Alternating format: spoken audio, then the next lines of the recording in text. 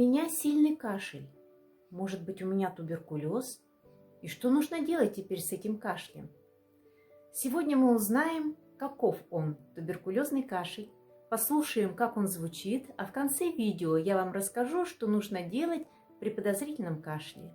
Я фтизиатр, доктор медицинских наук Ольга Новицкая, а этот канал для тех, у кого возникли вопросы, касающиеся профилактики, диагностики и лечения туберкулеза. Если вы считаете эту тему важной, ставьте лайк, подписывайтесь на канал и нажимайте на колокольчик для того, чтобы принимать правильные решения в повседневных вопросах, связанных с медициной, профилактикой и диагностикой. Кашель при туберкулезе – это защитный рефлекс, который способствует выведению избыточного секрета из верхних и нижних отделов дыхательных путей.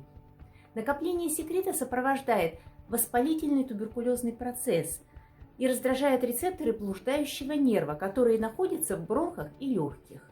Кроме того, раздражение этих рецепторов может происходить за счет собственного воздействия туберкулезного воспаления без скопления секрета. От этого зависит характер кашля при туберкулезе. В любом случае, раздражение этих рецепторов поступает в кашлевой центр, который располагается в продолговатом мозге, который сообщается с корой головного мозга, ответственной за дыхательную мускулатуру. Она передает команду межреберным и брюшным мышцам, которые резко сокращаются, вызывая кашлевой толчок. И при этом поток воздуха выбрасывается из дыхательных путей, увлекая за собой содержимое бронхов. Очень сложно говорить о кашле при туберкулезе как о совершенно одинаковом феномене для всех случаев поражения легких при этом заболевании.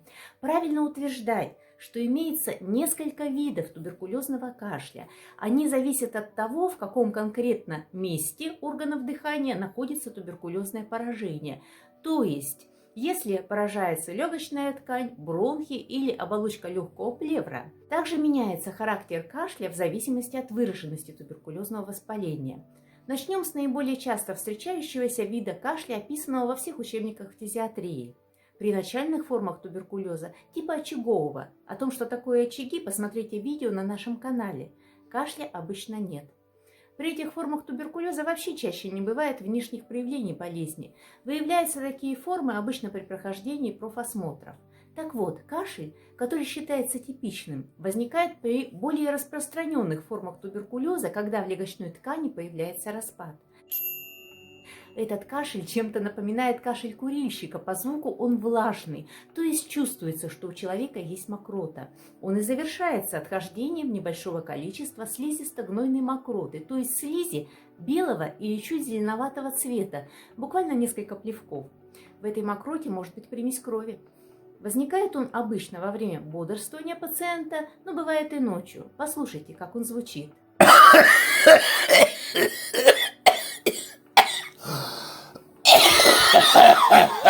Друзья, большое количество мокроты зеленого цвета не характерно для туберкулеза. Оно говорит о наличии в легких какого-то нагноения.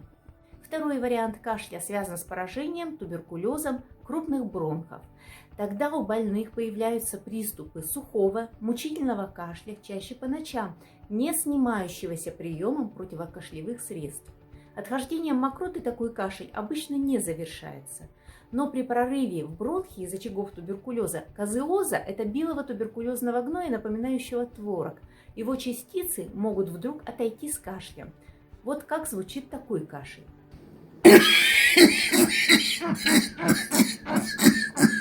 Третий вид кашля при туберкулезе зафиксирован самыми внимательными фтизиатрами. При тщательном расспросе пациентов с туберкулезными инфильтратами легких – это когда на рентгене обнаруживается затемнение, но распада еще нет. У людей появляется периодическое сухое покашливание, не завершающееся отделением мокроты. Оно возникает больше в дневные часы, и сам пациент обычно не обращает на него внимания. Вот как оно звучит.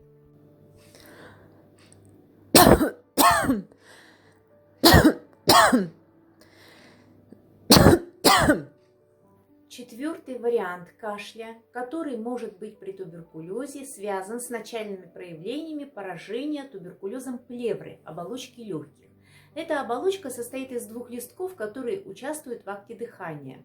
Воспаление на этих листках сначала сухое, то есть представляет собой просто разрастание воспалительной ткани, а впоследствии между листками начинается скопление жидкости, которая называется плевритом, а в просторечии жидкостью в легких. Так вот, в период до появления жидкости появляется постоянный сухой кашель, который усиливается в положении лежа на одном боку в кровати и ослабевает в положении на другом. А когда жидкость начинает накапливаться, кашель сменяется одышкой и температурой. Вот как звучит такой кашель.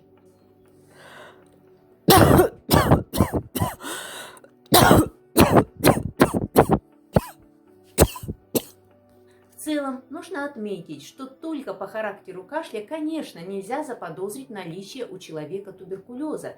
Слишком уж это не специфичный симптом.